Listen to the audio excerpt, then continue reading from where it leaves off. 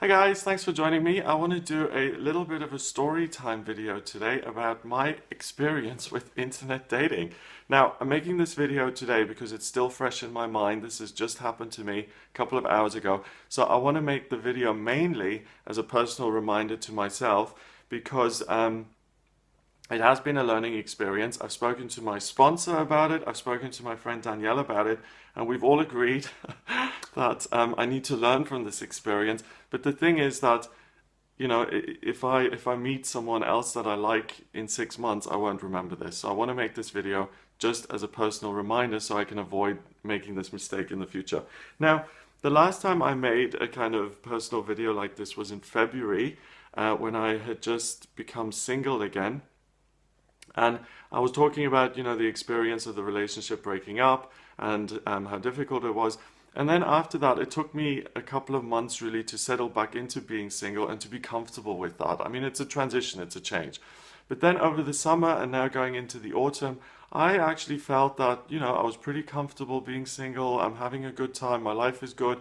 I love my work. I've got good people in my life. I'm doing things, all of that good stuff. So I wasn't particularly aware that there was any problem, but I have intended, you know, to be in a relationship again in future. So I thought I need to make myself accessible and available. So I'm on different dating apps.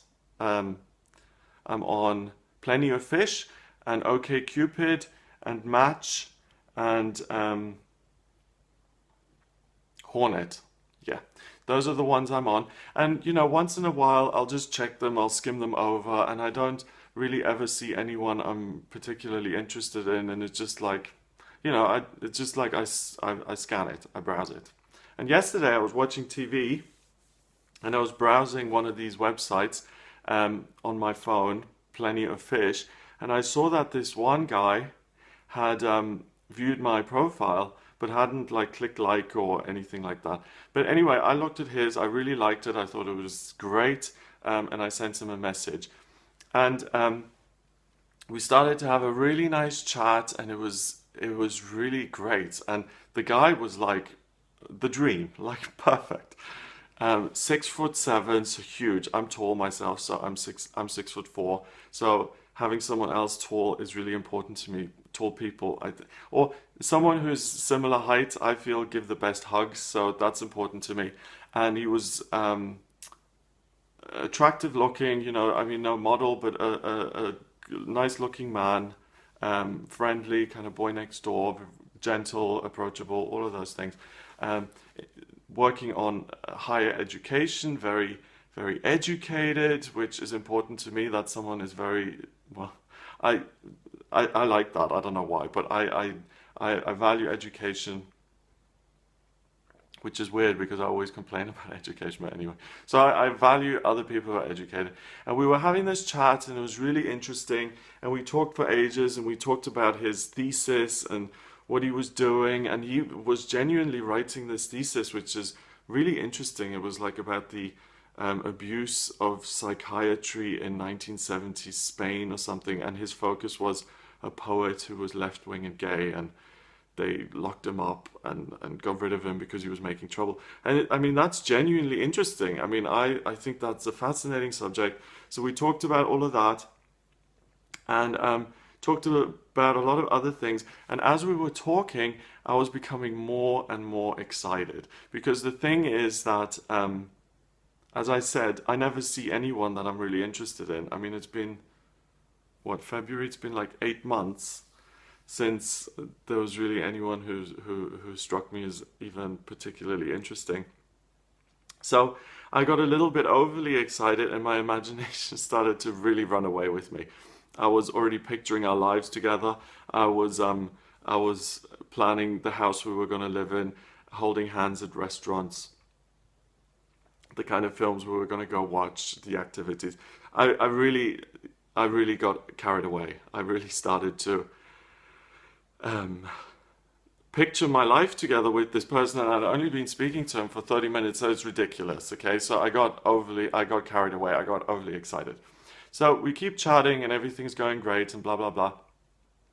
And then, I don't know why, but for some reason I sent him a message saying, you know, if you want to get a better impression of what I'm like, I actually have a YouTube channel that you can look at, and you can see, you know, what I'm actually like speaking in person, so to speak.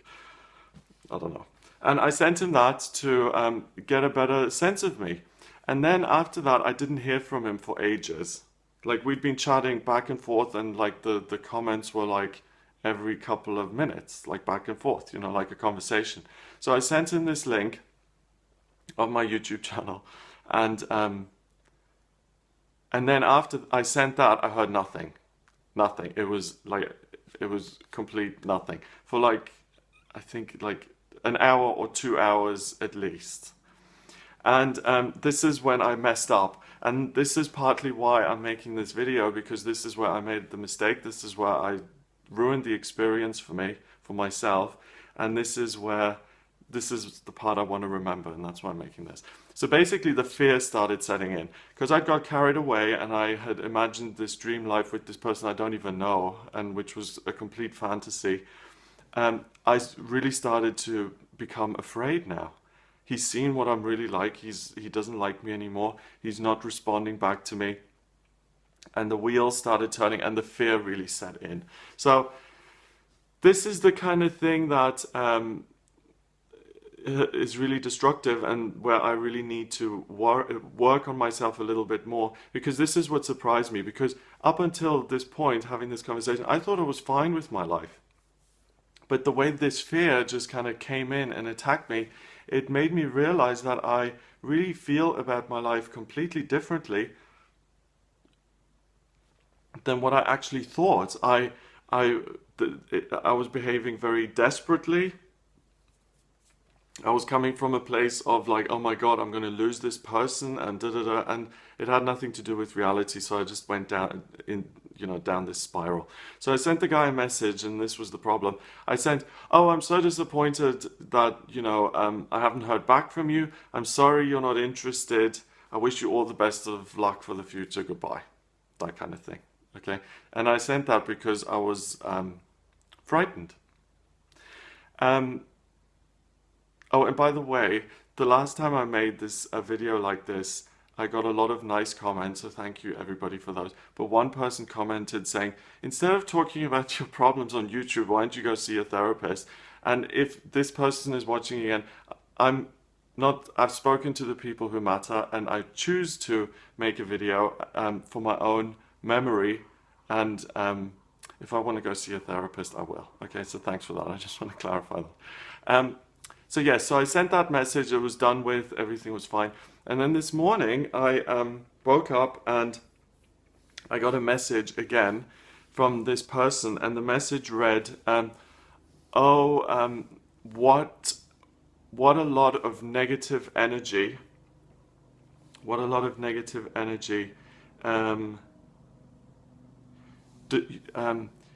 don't presume that you know me, because you don't, and be patient. And it really hurt it really, like, I was heartbroken, and it's ridiculous because I didn't even know this person, but that rebuttal seemed so harsh to me. It's like, don't presume to know me, because you don't. It just seemed really harsh.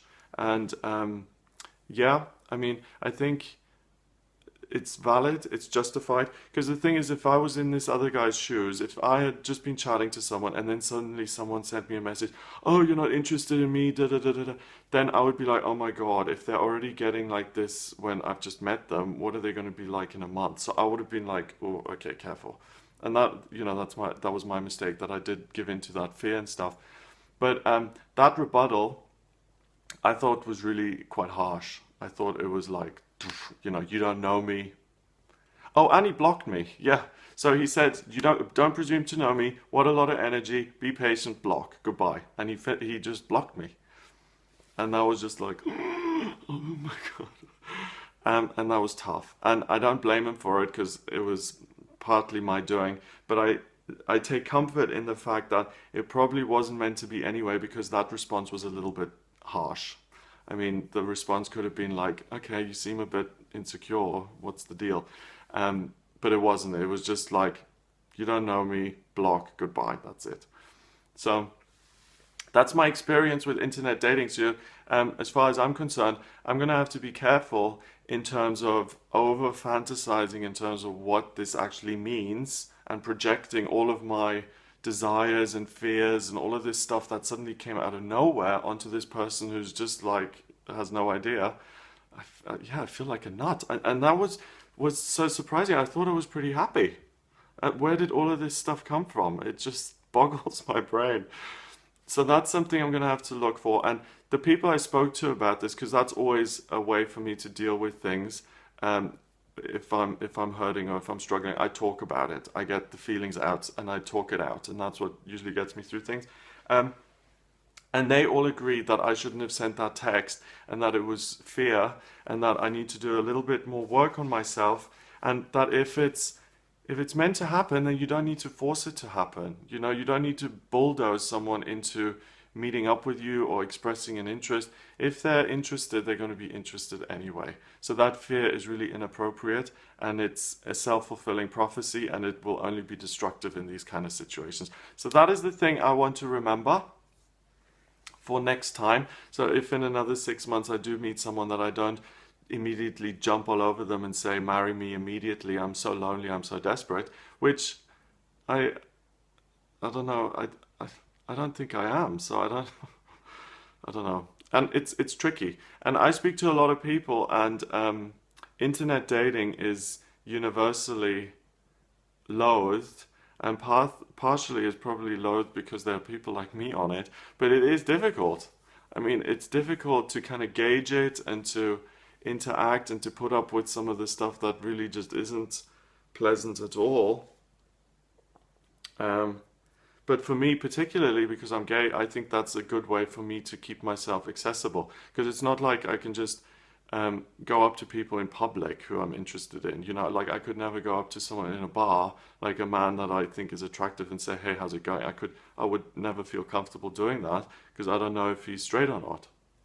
So I would never do that. So for me, internet feels like a necessary way of doing it. And I'm going to learn from this experience, and I think I'm just going to cool it.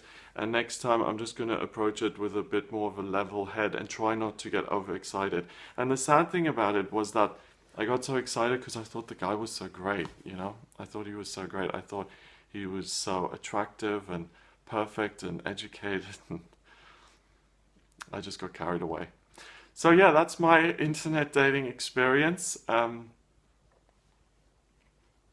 gonna stay on those websites and see what else appears, I think, and hopefully I'm gonna try and handle it a bit better next time.